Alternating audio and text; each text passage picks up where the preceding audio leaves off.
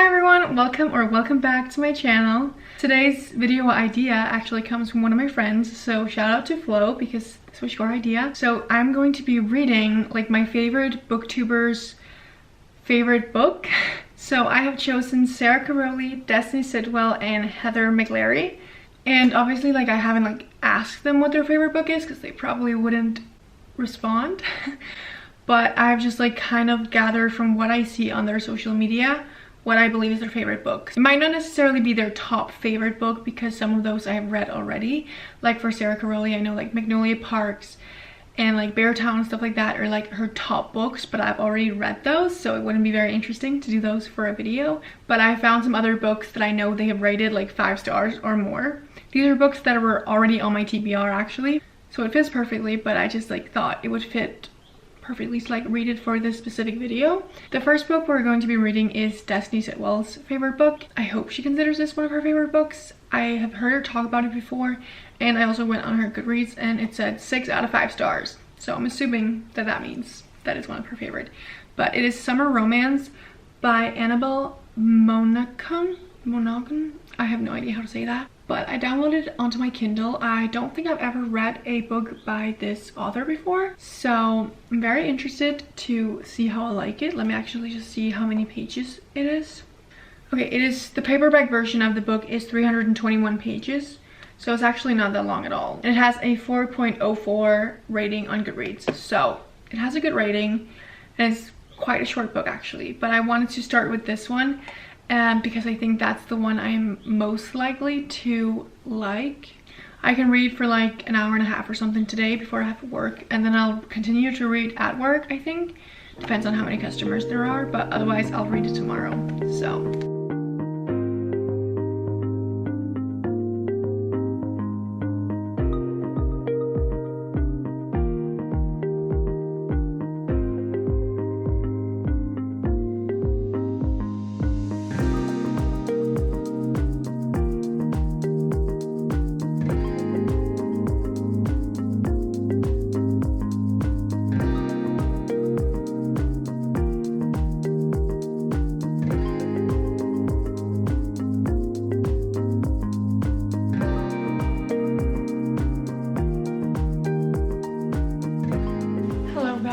I wanted to give a little bit of an update.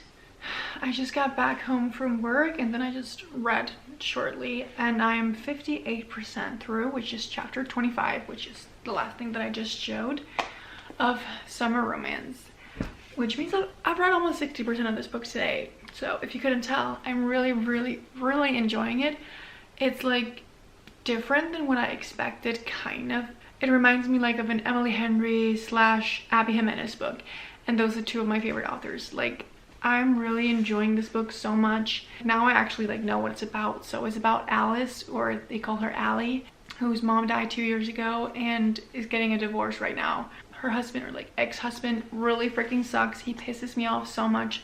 He is so unreliable, so annoying, and just does not step up. And like, she is a single mom, but it's not like a regular single mom thing where there's like a lot of like cute moments with the kids, or like you know, like you're not like gushing over the kids or anything like that. They're just there. Like, she is a single mom and that is a part of it. Like, she has to be home for her kids and like dropping off and like the co-parenting kind of thing, but it's not like her kids are not the main focus. She is, and like her finding herself and getting out and like actually like getting dressed and getting herself ready after like going through grief and all of these things. And I am really enjoying it. I love the writing style. I think it is written so well. I really like our main character, like our main guy, Theo. I think he is such a nice guy, and I think they are perfect for each other. Like, I can truly like feel the chemistry between them, and it's just I really like it. It's just so sweet. Like, their relationship is just so sweet. I mean, they're not like officially together or anything right now, but just I can definitely see it happening. But it's obviously called a summer romance because he's just there in the city for the summer and he's going back to his like where he lives. For her, it's just and no strings attached summer romance that she can enjoy, and I think that's why she feels so comfortable, because she knows it's gonna end and she doesn't have to think about like the future. So her kids don't know about him, and like he's not meeting the kids or anything like that. But that was my little update.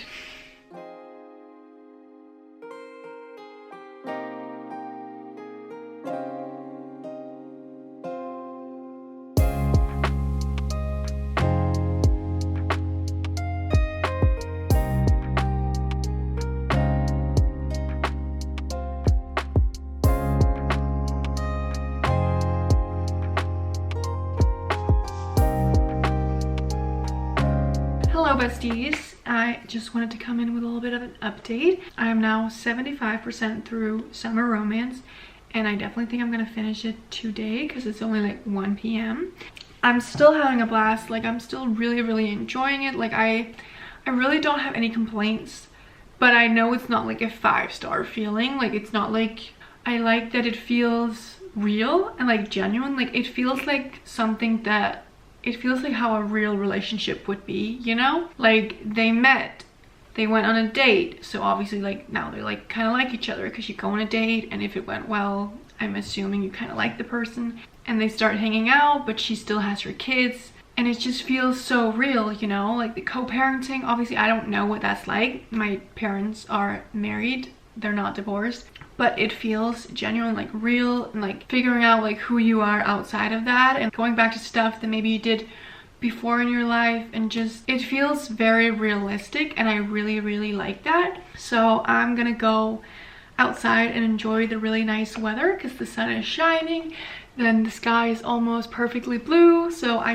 want to sit outside and read. So let's see if I can finish it while I'm out. I don't think so.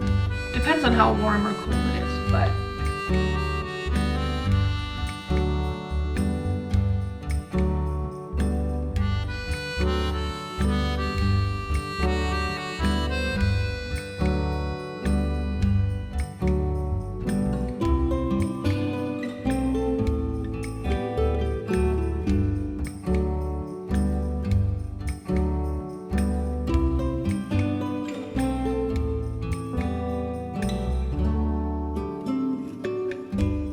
I am obviously back in my apartment, and I just put on a little sweatshirt because I'm kind of cold at this point. But I finished up Summer Romance, and I want to just like give my final review before we move on to the next booktuber and the next book. So I'm gonna rate this book a 4 stars because it wasn't like 5-star. Like, I feel like most readers understand that like 5 stars is like, it's a specific feeling of the book where you're like, oh my god, I can't believe I just read that. Like, you feel it deep in your bones. And I didn't feel that with this one, and I'm not feeling even like a 4.5. Like, I really enjoyed it, but then it wasn't more than that, you know? It gave what it was supposed to give, and I completely agree with the rating on Goodreads, which is a 4.04, and then I rated 4. It's perfect. So people agree that it's a 4-star read, and it just is. Like, I loved most things about this book. I loved the way the kids were portrayed to not be anything like groundbreaking. Like, the kids were like giving her advice and like all these things, and she continued to like obviously have that in mind, that she had kids and she couldn't just go and do whatever she needed, and she also needed to communicate with her ex-husband about like, okay, I'm free these times because then he has the kids, but she's still there for the kids when when they need her. And I just think that this like specific situation or like family dynamic, whatever, was portrayed really well. And the writing was so, not like necessarily beautiful. It's not like it's like poetic or something like that. But I wanted to read some of the quotes that I have like highlighted throughout the book. Like, I feel like the overall like theme or something of the book is just like living life.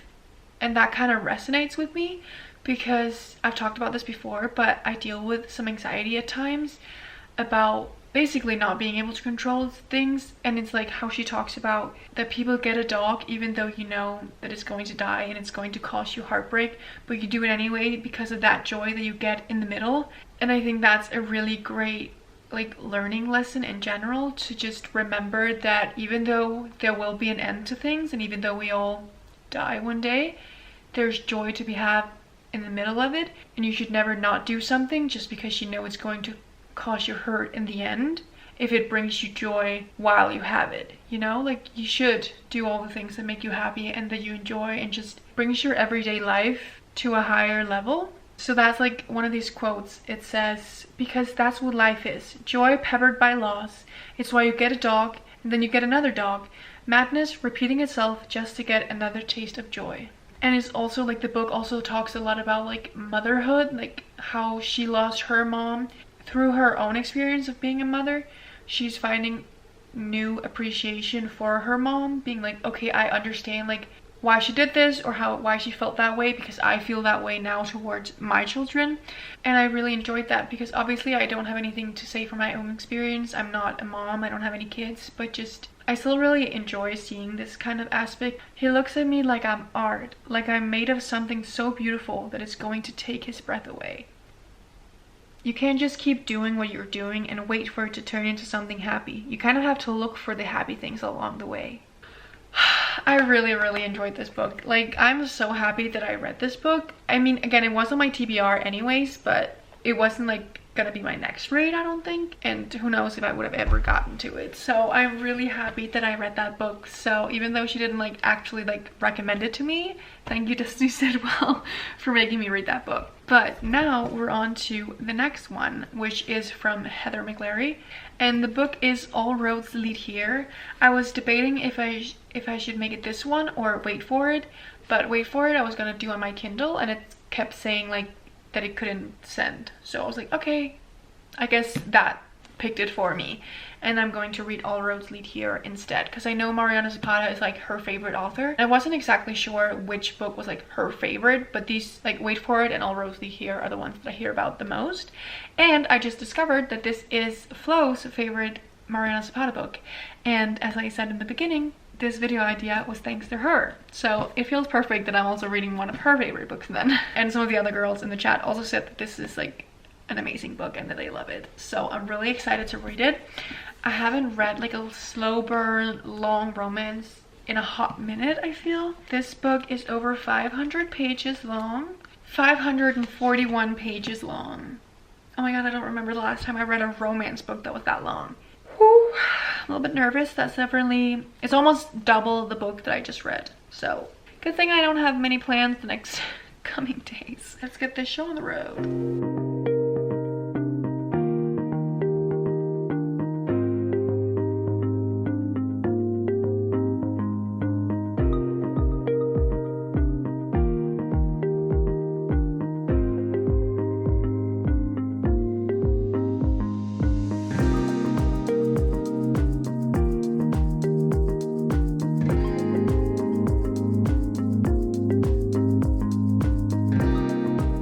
So I am on page 83, which is chapter 5, because the chapters are quite long, like most of them are like almost 20 pages. My first impressions of this book is that it's fast-paced while being slow. Like, I can't really explain it. Like, she's had like maybe 2 conversations with the main character, like with the main guy, with the MMC, but for some reason it feels fast. Like, the way it's written, I'm entertained. And like, obviously I know Mariana Zapata is known as like the queen of slow burns, and I understand that, because it's like, it's not boring even though she's not with him, because the main character Aurora, she has so much like backstory that you're interested in all of that it doesn't even really matter about the romance. Like, obviously I care about the romance, I'm a romance reader to my core, and I'm excited for her to like actually get to know the MMC, but I also really care about, like, I like her as a main character, and I like being in her head and seeing like her thoughts and getting more crumbs about her past. But basically what the book is about is Aurora, who the book starts out with her ending a 2-month-long road trip, getting to her old hometown, like where she grew up as a kid. And so she goes back to that town after getting divorced because her husband or whatever sucks. Like, he's like a famous musician and he just sucks, and I can't wait to hopefully see him like get ruined in this book. Like, I hope so. I will see his downfall. I don't like that man, and I don't even know that much about the story yet, but I don't like him. But basically she gets to the Airbnb, which is like a garage apartment kind of thing, which is Tobias Rhodes. So all roads lead here. It's his last name, Tobias Rhodes. It's his house, and he didn't know that it was being rented out because it was his teenage son who had rented it out against Tobias's will, or like knowledge. but she begs and ends up being like allowed to stay there for the month that she had originally booked. His only rules are just don't talk to me or my son. So that's kind of like all I know so far. Like, she's there for a month. She's hiking, like she's going on these hikes that her mom used to write down in a journal, her favorite hikes around that area, and she's like kind of retracing those hikes. But I'm enjoying it so far. Like,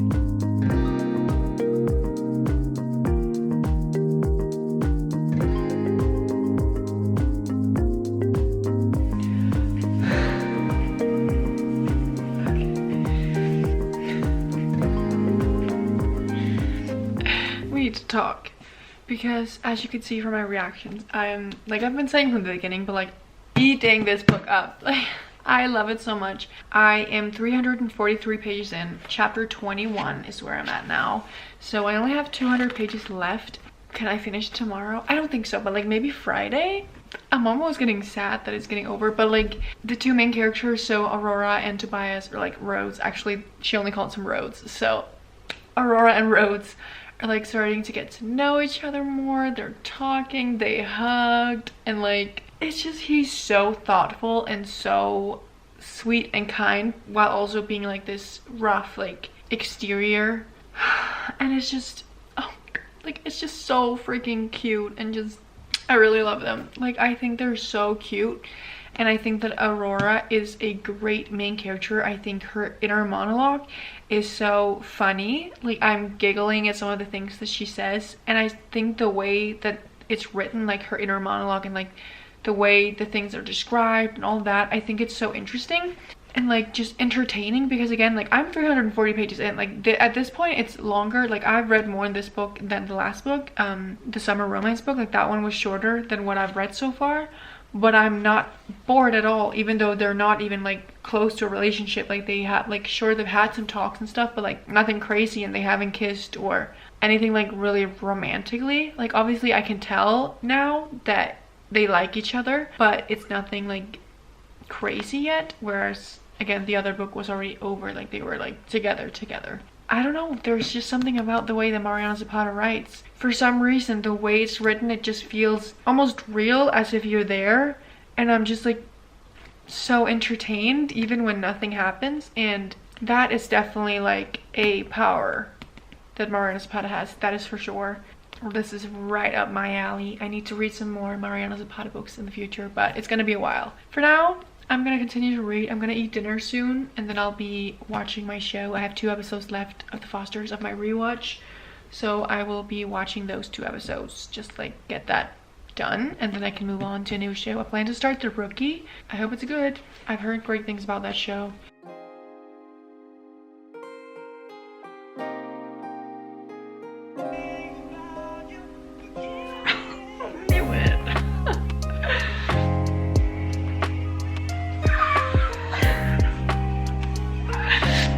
Love Rhodes.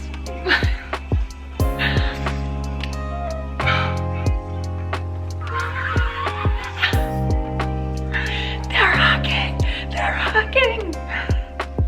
Time to finish this book, guys.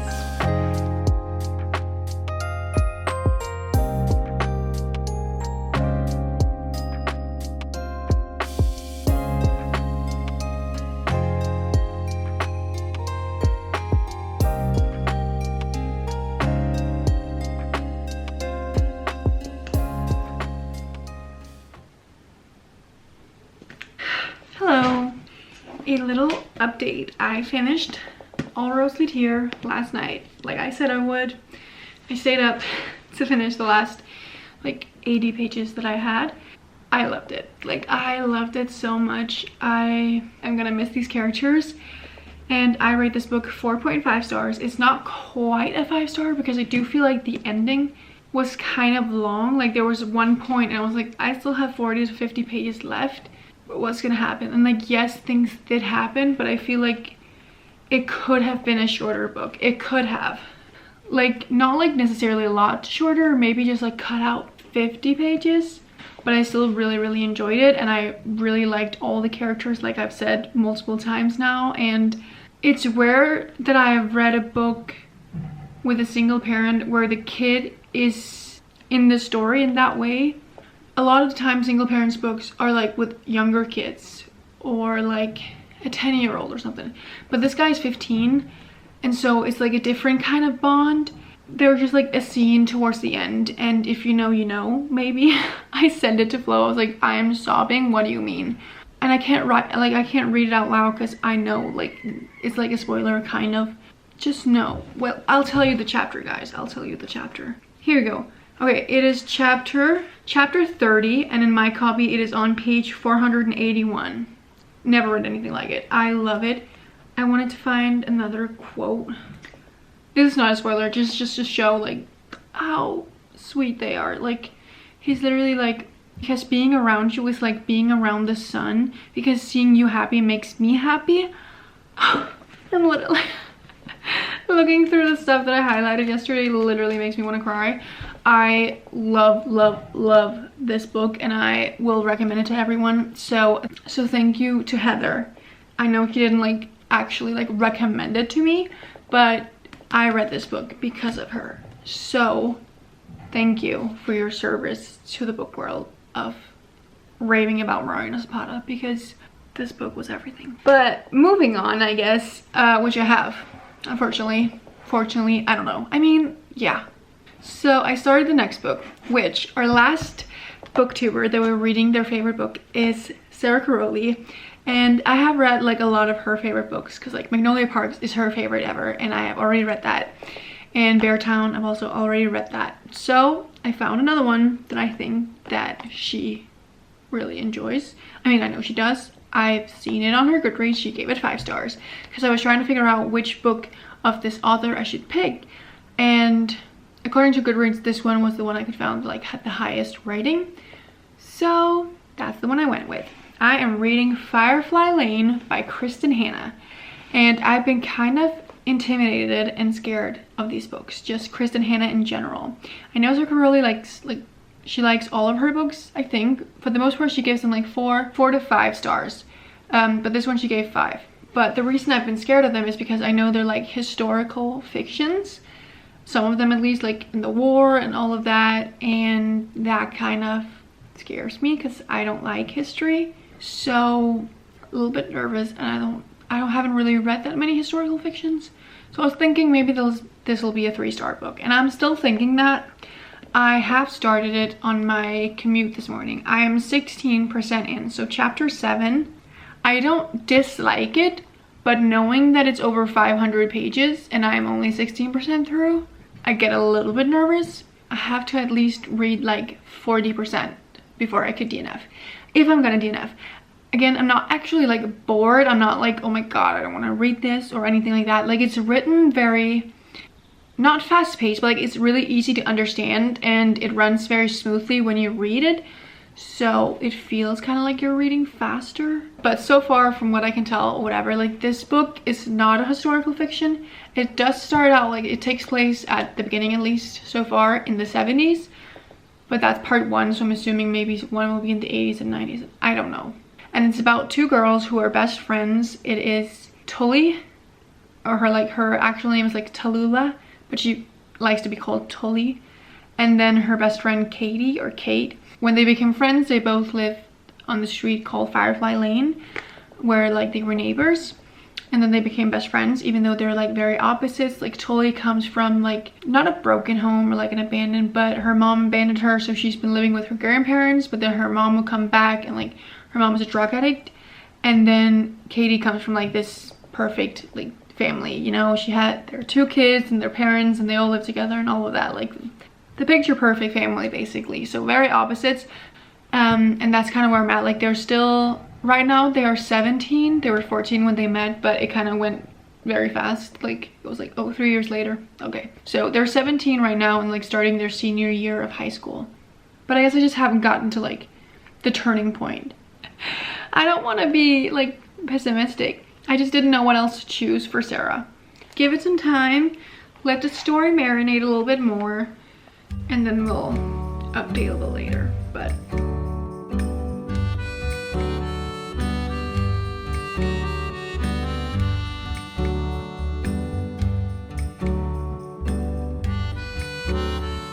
hi guys.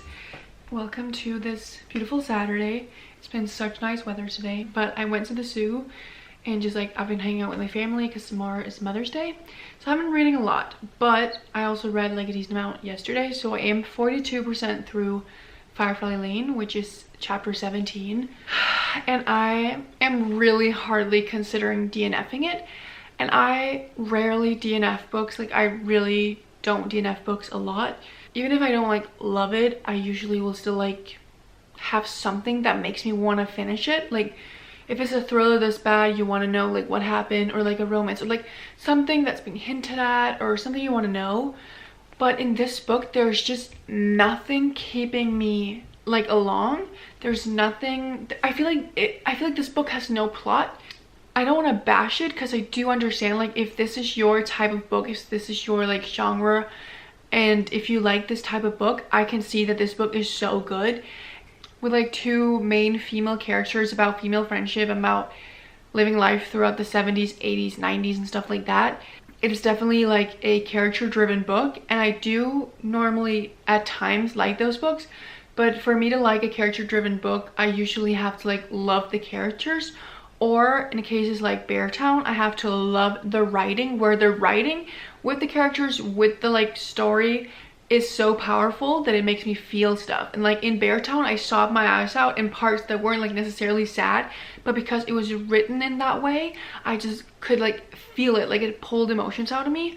This book, I feel nothing. I don't care for the characters. They kind of just fall flat for me, and I think maybe it's because it time jumps so much, and obviously I understand because we're supposed to see them throughout like 30-40 years of their life, but maybe that's just not my cup of tea, I guess. Again, I'm 42% through this book, and I think we have skipped, I think I've watched like 11 years of their lives. They were 14 and they're now in their mid-20s, and I just feel like at 42% out of a 500 something page book, I should at least enjoy it. The story isn't bad or like necessarily boring, and like I said earlier, it's very like not fast paced, but the writing style makes it go by really fast. So I don't feel like I've read like 200 or more pages of this book, which is a good thing. Like it obviously shows that Kristen Hanna's writing is so good.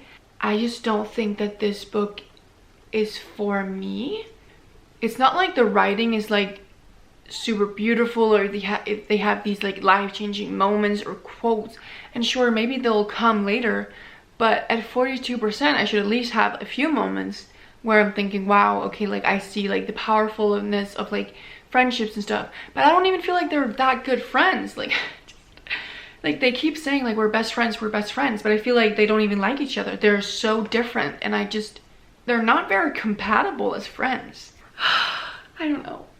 I think I'll have to sit with this and think about it if I like want to DNF it. It's time for an update and to end this video.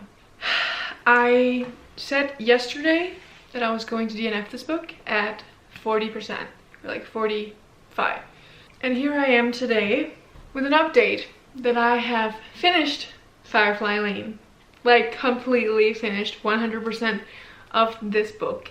All 500 pages I have read. I don't know if I'm like, oh, I'm so happy that I didn't DNF it. Like I'm not really sitting with that feeling as if I would have lost out on anything if I hadn't continued with this book. So if I had DNF'd it, I would have been fine and I would have gone on and I would have moved on and not thought about this book again. But I did finish the book, mostly because of the writing. And like I had work this morning, and I had like, it's a Sunday morning, I had a few hours where I was alone at work, so I just read up until like 60% or something, and at that point I was 60% in. I couldn't DNF it, I felt like and then I went to my parents' house after, and it was sunny out, and I just read it there because I had nothing else to do, quite frankly. I want to rate this book 3 stars because it wasn't bad, it's just not my taste in books. But since the fact that I didn't really connect to the characters or the story, it shows how talented Kristen Hanna is at her work. Like her writing is so compelling that is what kept me reading, because it was so well formulated and like so well written that every sentence I just easily like went on to the next. Like everything just flowed so nicely on every single page. And I will say, I think my problem with it, or why I didn't connect with it, is because you never really settle down into one moment and connect with it until you're on to the next, you know? Like there'll be like a few pages of this little story that's happening in their life, and then it'll say, and then it'll be like 18 months later than that, or it'll be like, and then 3 years later here, and like, oh, like now I'm 20 and now I'm 30. Like there's a lot of time jumps. Obviously the story starts at 14 and we see them for decades. Like it's almost kind of like as if it was a memoir, but about fictional characters. So I want to rate it 3 stars, like mostly just for the writing style, but also even though I didn't really like the characters, or not necessarily that I disliked them, but just I didn't really connect to them, I still did cry for the last 40 minutes of this book.